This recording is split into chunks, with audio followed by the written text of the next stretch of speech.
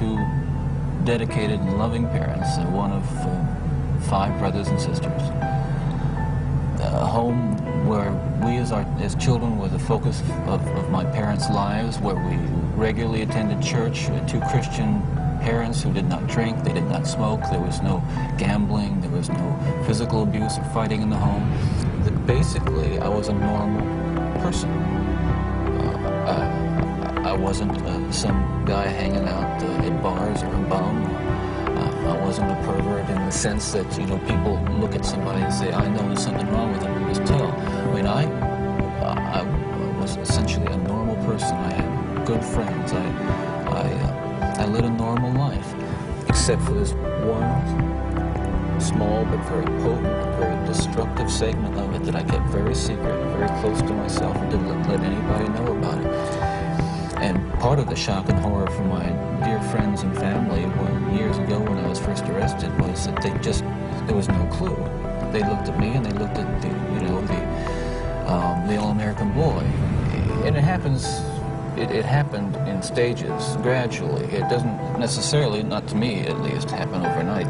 My experience with, I say pornography generally, but with pornography that deals on a violent level with sexuality, is that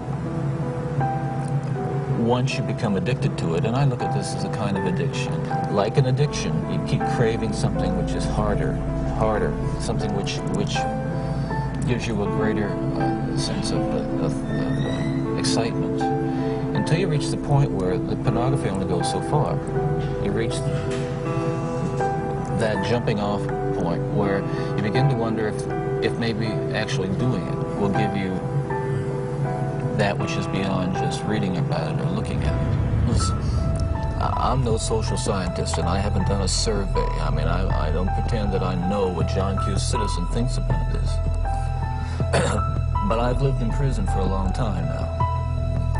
And I've met a lot of men who were motivated to commit violence just like me.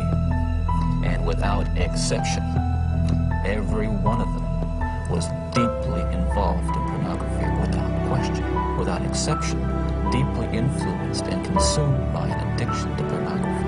There's no question about it. The FBI's own study on serial homicide shows that the most common interest among serial killers is pornography. Those of us who have been so much influenced by violence in the media, in particular pornographic violence, are not some kinds of inherent monsters.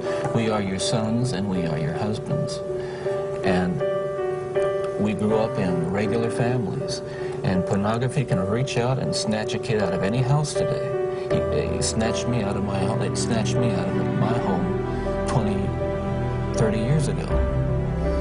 And as diligent as my parents were, and they were diligent in protecting their children,